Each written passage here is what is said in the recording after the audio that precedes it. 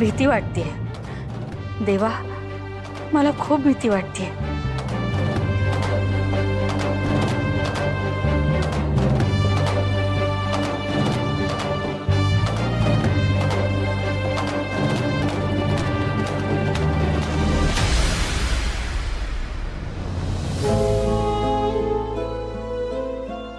शकुंतला, काय झालं? का रडतेस? मनात काय असं टोचतंय ज्याच्यामुळे रडणं आवरत नाही तुला? अगं भरल्या घरात तिन्ही सांजेला देवासमोर बसून असं रडायचं चांगलं नसतं। डोळे पुस बरं, आधी डोळे पुस बरं।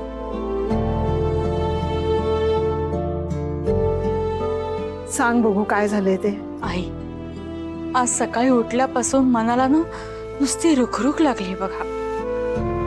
असं वाटतंय काहीतरी विपरीत घडणार आहे। मनात नुसती भीती उसळते माझ्या। नाही ग बाळा, या सर्व शक्तिमान देवासमोर असं वाईट साईड बोलू नये। तो रक्षण करताय की नाही आपला, मग तो आपलं वाईट विपरीत कसं घडून देईल सांग बरं। पण आई, आणि एक लक्षात ठेव, वास्तू नेहमी तथास्तू म्हणत असते, तेव्हा भरल्या घरात असं वाईट साईड बोलू नये कधी। मनातल्या गोष्टींचं मनातच निराकरण करावं। आणि मुळात मला एक सांग, तू कधी कोणाचं वाईट केलेस का? हे बघ, कोणताच माणूस आदर्श आणि परिपूर्ण नसतो। काम, क्रोध, मद, मत्सर कोणाला चुकले का? हे षड्रिपू सतत सगळ्यांच्या मनात असतात। या षड्रिपूंशी जन्मभर सतत झगडतच असतो आपण। आपल्याला वाटतं आपण नेहमी बरोबरच वागतो, पण प्रत्यक्षात बरेच वेळा आपण आपल्या स्वार्थासाठी नकळत दुसऱ्याला त्रास देत असतो, दुखावतो। वेळ प्रसंगी त्याच्याबद्दल वाईट विचारही करतो की नाही? हो, आपण ह्या सगळ्याचं समर्थन करत असतो हिरिरीने, आणि ह्या सगळ्याची नोंद होत असते त्या देवाकडे। आणि आपण कळत न कळत केलेल्या चुकीच्या गोष्टींची भरपाई आपल्याला याच जन्मात कोणत्या ना कोणत्या रूपानं फेडावीच लागते। त्याखेरीज आपली इथून सुटका नाही। शकू, अजून एक गोष्ट लक्षात ठेव, आपण बरेच वेळा आपल्या पापाची कबुली द्यायला सहजासहजी तयार होत नाही। खरं तर आपल्या मनाला कुठे ना कुठेतरी माहीत असतं की आपण खरं तर चुकलो। आपला आतला आवाज आपल्याला सांगत असतो, पण त्या आतल्या आवाजाकडे आपण दुर्लक्ष करतो, त्याला दाबून टाकतो। पण देवाचं लक्ष असतं ना ग, तो म्हणतो मी संकेत देतोय, तिथे दुर्लक्ष करतोस काय? मग ठीक आहे, मग जा सामोरं पापाच्या परतफेडीला। प्रत्येकाच्या मनात ही खळबळ असते। आई, हे बघ, मी असं नाही म्हणत की तू आत्ताच सगळं सांग मला, तुझ्या काय मनात आहे ते। पण डोळे मिटून देवाला स्मर, आणि तुझ्या मनात जे काही आहे ना त्याची मला नाही पण त्याला कबुली दे। एकदम हलकं वाटेल बघ तुला। आणि तसे जे होणार आहे ते विधिलिखित आहे, ते आपण टाळू नाही शकत, पण देवाचा धावा केला तर किमान होणाऱ्या गोष्टींचा त्रास कमी होऊ शकतो।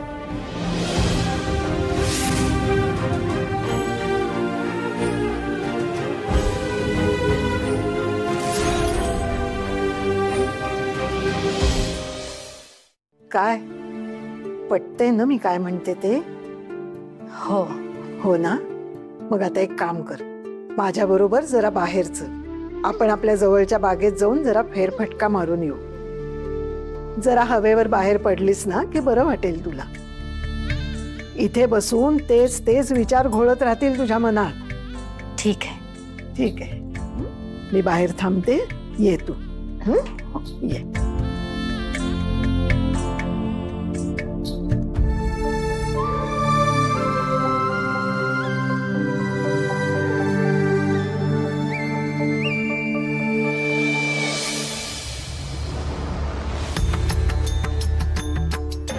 परमेश्वरा,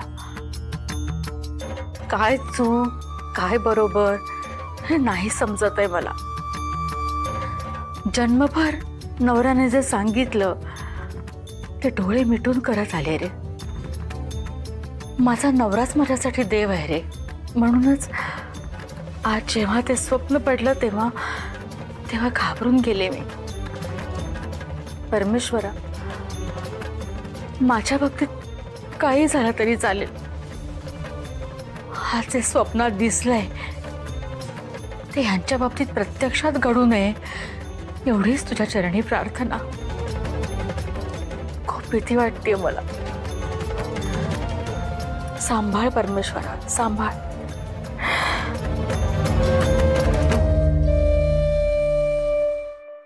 ऐक, धडपड करू नकोस. त्यापेक्षा ना जे काही खरं आहे ना ते कबूल कर. ते तुझ्यासाठी चांगलं ठरेल. कळलं? तुला काय वाटलं तू इथून बाहेर पडशील? ही आशाच ठेवू नको आता. त्यापेक्षा चटकन कबूल कर. चटकन कबूल कर. कर कबूल.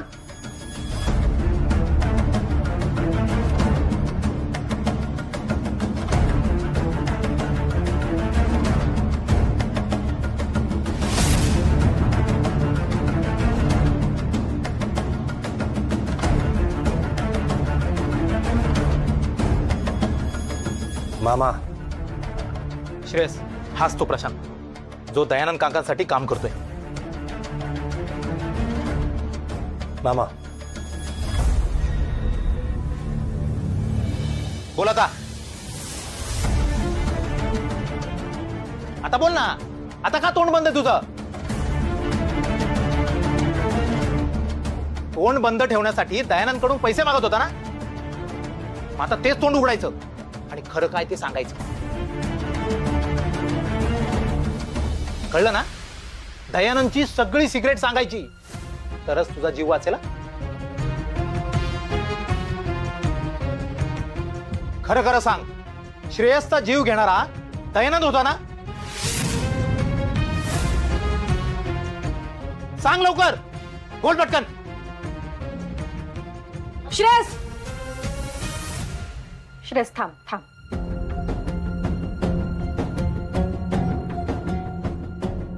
अशी शक्ती दाखवून आपला प्रश्न सुटणार नाहीये. उगाच अशी मारहाण करून इजा पोहोचवणं आपला स्वभाव नाहीये. पण तरी जर बऱ्या बोलाने जर हा बोलला नाही ना तर मग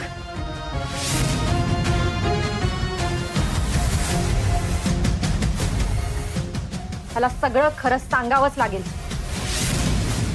बोल, कारण हाच त्या नराधमाचा उजवा हात आहे. सगळं जे काही घडलंय ते घडाघडा बोल. बोल ना. बोल. तू जर बोलला नाही ना तर पोलिसांना बोलवून तुला आत टाकेल. पोलिसांचा हिसका बसला का मग बोलशील पटकन, है की नाही? थांब थांब थांब थांब. मी पोलिसांना फोनच लावू. नको नको.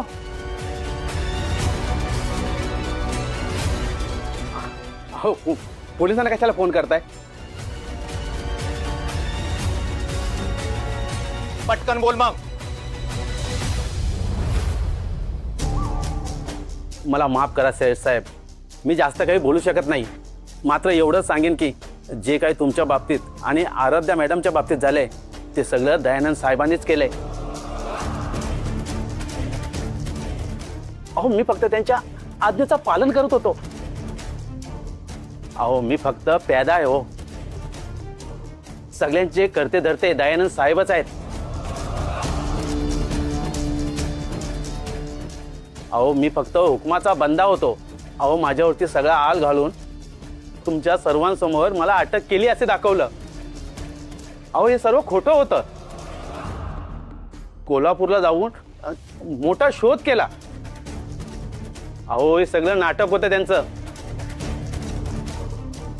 जे काही केलंय ते दयानंद साहेबांनीच केलंय. आणि शकुंतला आत्या, त्या पण सामील आहेत का तुमच्या या कटात? अहो नाही नाही. अहो, त्यांना यातलं काही माहीतच नाही. मी दयानंद साहेबांना फोन केला होता. दयानंद साहेबांनी माझा फोन उचलला नाही म्हणून मी त्यांना मेसेज केलं. पण तो मेसेज शकुंतला मॅडमने वाचलं आणि दयानंद सर माझ्यावर खूप भडकले, माझ्यावरती ओरडले. अहो प्लीज आता मला सोडा ना.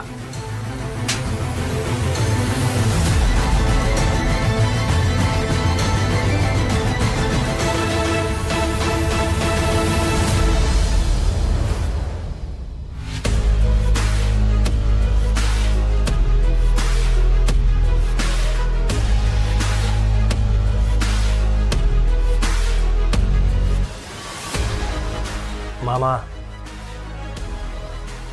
याच्यावर बारीक लक्ष ठेवायचं. गपचूप इथे बसून राहायचं. हा,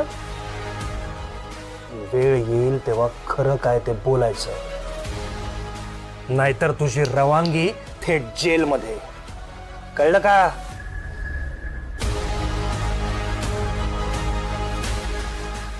श्रेयस, काळजी करू नको, मी याच्यावर लक्ष ठेवू नये. तू निर्धास्त राहा. श्रेयस, आपल्याकडे आता वेळ खूप कमी आहे.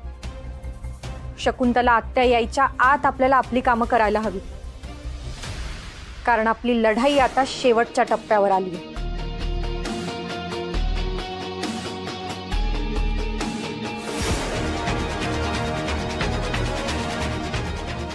दयानंद राक्षसा, आजची रात्र तुझी आमच्या घरातली शेवटची रात्र. उद्या तुझी रवानगी तुरुंगात.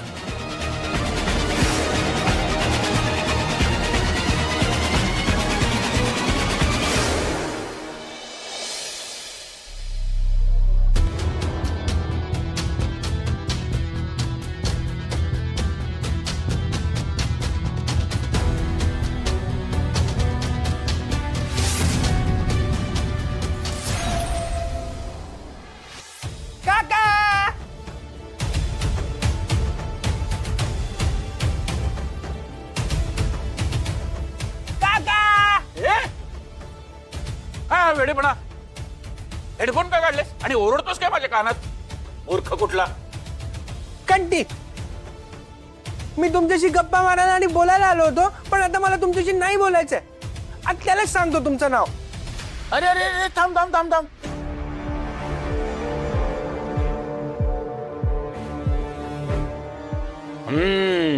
आयता तावडीत सापडलाय. चला थोडी मजा घेऊया. Sorry sorry sorry sorry sorry, आमचं चुकलं. सॉरी सॉरी, मला माहितच नव्हतं माझा लाडका भाचा आज माझ्याशी गप्पा मारायला आलाय ते. हा बस बस, सॉरी. आता कान पकडले ना, बस. आमचा लाडका भाचा आमच्याशी बोलायला आलाय. काय बोलायचंय बोला. आधी मला सांग, तुझी तब्येत कशी आहे आणि आज या काकाची कशी काय आठवण आली बोलण्याकरता?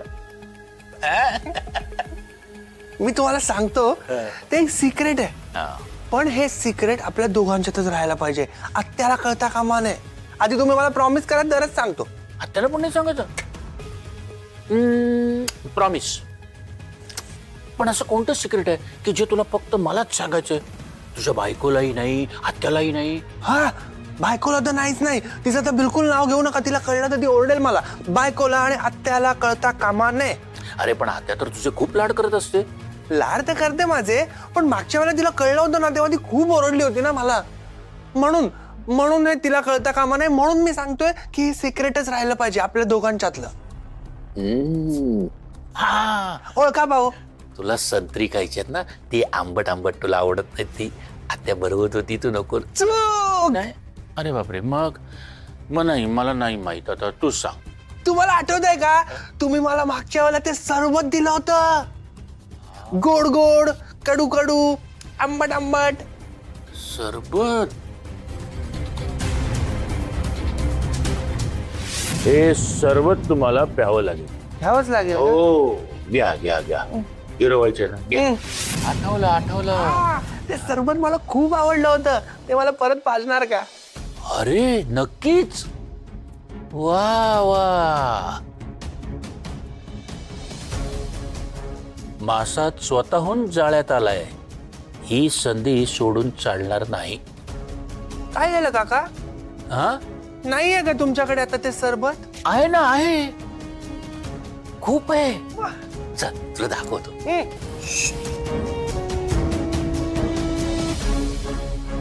मासा मी नाही तर तुम्ही आहात. आज माझ्या जाळ्यात कसे अडकताय ते बघाच.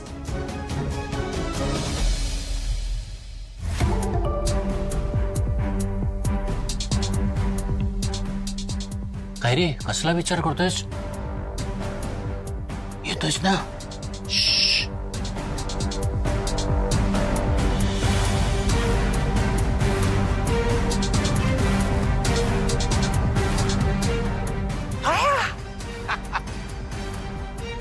एवढी सगळी सरबत?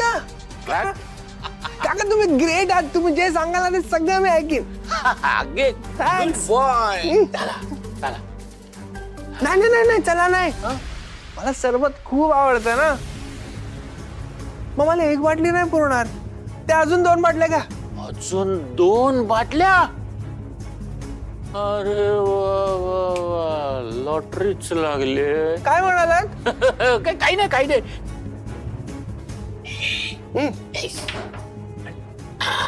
चला चला आता इकडनं जाऊया. अरे कशाला, तर इथेच बसूया ना आपण. नाही इथे नाही बसू शकत. आत्याने बघितलं तर इथे ओरडेल ना ती मला. अरे हो, मग कुठे बसायचं आता? आपण स्टडी रूम मध्ये बसूया. स्टडी रूम मध्ये? अरे पण तिथे तुझी बायको आली तर? माझी बायको तर झोपली आहे आणि मी दाराला बाहेरून कडी पण लावली आहे. वा वा वा, गुरुदेव, धन्य आहात तुम्ही. चला चला चला, हे घ्या. तुम्ही पुढे जा. मी काहीतरी खायला, भूक काहीतरी घेऊन येतो. जा तुम्ही. चला.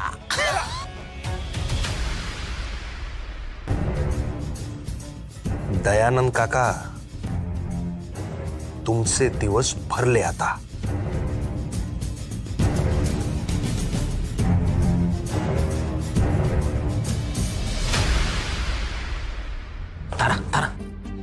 ऐक, आजची रात्र महत्वाची आहे खूप आपल्यासाठी. आज इस्पार या उस्पारच होणार आहे. तुझी तयारी झाली आहे ना सगळी? मामा, आपल्या प्लॅन नुसार आपलं सगळं बोलणं झालंय. त्याप्रमाणे श्रेयस दयानंद काकांच्या खोलीत गेलाय. आजी आत्यांना घेऊन बाहेर गेलाय. बाबा बाहेरगावी गेलेत, ते काय आज येणार नाहीयेत. अक्षय गेलाय ऑफिसला, तो अजून आला नाहीये. फक्त श्रावणी तेवढी घरात आहे, त्यामुळे तिच्यावर नीट नजर ठेवा. हो. मी स्टडी रूम मध्ये जाऊन ते रेकॉर्डिंगचं सेटअप लावून येते. श्रेयस दयानंद काकांना तिथंच घेऊन येणार आहे. बरं, जाते. तारा ऐक ना, सांभाळू ना. तो दयानंद ना खूप डेंजर माणूस आहे. त्याला जरा जरी समजलं की तू तिथे, तो तुम्हा दोघांना सोडणार नाही ग. मामा, काळजी करू नका. मी जास्त वेळ तिथे थांबणार नाहीये. सेटअप लावलं की लगेच निघणार आहे. बरं. आणि मामा, हे सगळं आपण श्रेयसचा जीव घेऊ बघणाऱ्याला शिक्षा करण्यासाठी करतोय. त्यामुळे देव आपल्या पाठीशी आहे. खरंय तारा तुझं. बरं, तू जा बरं. आपल्यासाठी एक मिनिट खूप मोलाचं आहे. हो मामा.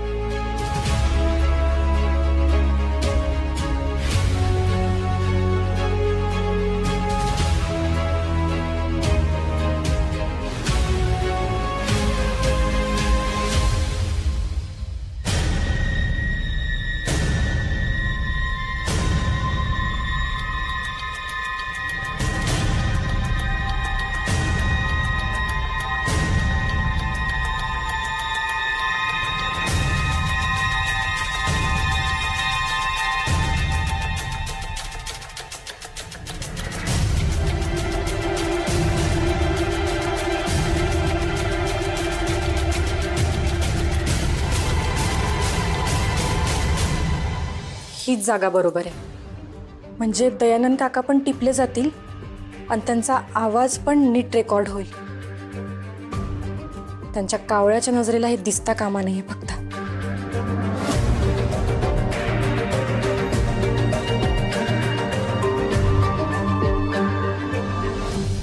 चला काका, चला लवकर, चला लवकर, चला.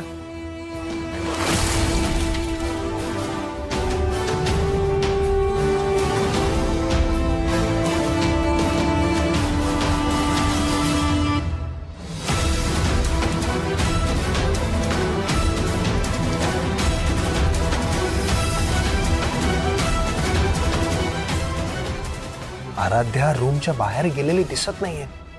मग तिने फोन ठेवलाय की नाही? आणि ठेवला असेल तर कुठे ठेवला असेल?